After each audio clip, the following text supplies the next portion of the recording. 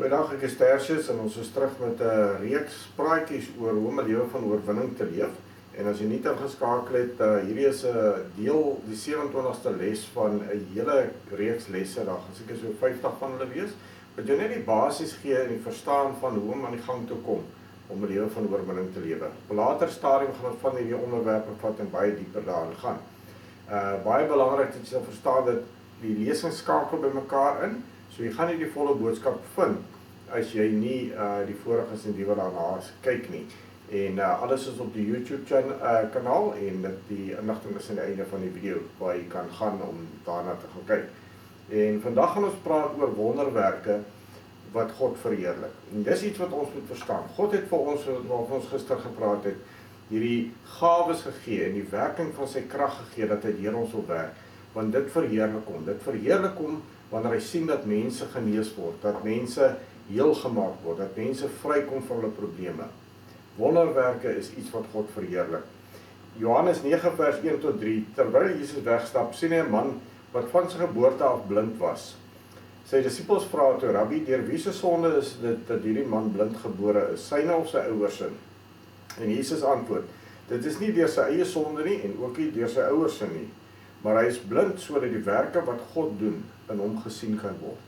Dan word dat God deur hom verheerlik kan word. God genees mense, maak mense gesond, wat die vyand siektes oor hulle gebring het, sodat hy verheerlik kan word, sodat hy vir die wêreld kan wys wie God is. God is nie 'n dooie God nie, hy is 'n lewendige God wat manifesteer in ons vandag nog, soos hy in die Bybel manifesteer het. Ons sien dit nie baie rondom ons nie, maar is omdat ons nie verstaan hoe God werk en wat hy wil doen deur ons lewens nie. In Matteus 9 vers 8 staan daar, en toe die menigte mense dit sien, het hulle God wat sulke mag aan mense gegee het met eerbiedige vrees geprys. So hier is die Here besig om wonderwerke te doen, en sy disippels doen wonderwerke, en die mense is verheug daaroor, en hulle die Here net geloof en geprys, omdat hulle sien wie God is, dat hy manifesteer. En dit is wat God wil hê, is dat sy werke deur ons moet verheerlik. Dit gaan nie oor ons nie. Dis nie ons wat die eer ontvang, maar God wat die eer ontvang. Die grootste ding in die Bybel, wat 'n mens verstaan waaroor dit gaan, is dat hierdie skepping gaan oor die verheerliking van God. God wil verheerlik word deur sy skepping. En so wil hy deur ons verheerlik word, wanneer ons in sy diens staan, en wanneer ons hom vertrou, dat dit wat hy vir ons gegee het, kan manifesteer deur ons lewens, dat ons mense se lewens kan verander.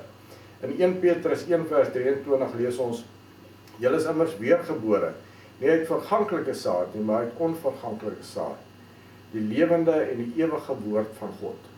So ons is weergebore, die saad wat binne in ons is, die woord wat binne in ons is, dra krag.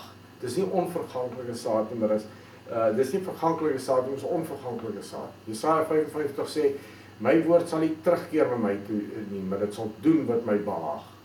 Dit wat ons spreek, dit wat ons deel met ander mense, dis God wat dit gebruik en werk deur ons, want hy wil verheerlik word deur wat ons doen. Markus 2 vers 1 tot 9, waar die genesing van die verlamde man in fynere besonderhede beskryf word. Toe sê Jesus, na 'n paar dae weer in Kapernaum kom, het dit bekend geword dat hy by die huis is. Baie mense het daar saamgedrom, sodat daar selfs by die deur ook nie meer plek was nie. Hulle was besig om met hulle oor die blydskap te praat.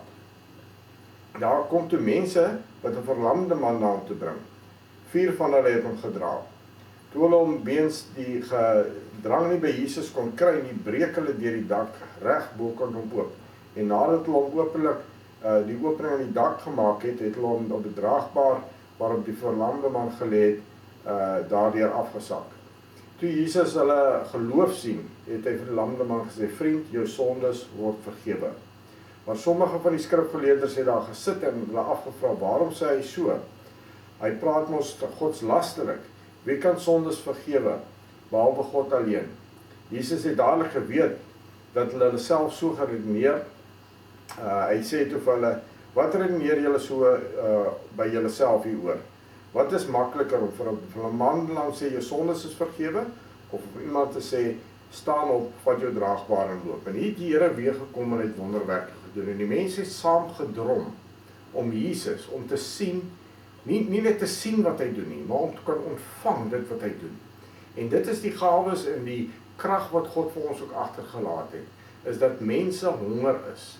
En dis een van die dinge wat die Here vir ons gee, is hierdie krag van die Heilige Gees, dat ander mense kan sien wie God is en na God toe kan kom. En hier staan hulle, daar was die plek gewees, soos hulle saam gedrom het, oor dit wat Jesus gedoen het, en die lof wat hulle aan hom gebring het vir dit nie. In vers 10 tot 12 vervolg Jesus, hy sê maar, ek gaan nou vir julle bewys lewer dat die Seun van die mens volmag het om sonde, op die aarde om sondes te vergewe. Hy sê toe vir die verlamde man, ek sê vir jou, staan op, vat jou draagbaar, gaan huis toe. Hy het opgestaan, dadelik sy draagbaar gevat en voor die oë van almal uitgestap. Hieroor was hulle almal verbaas en het God geprys en gesê, so iets het ons nog nooit gesien nie.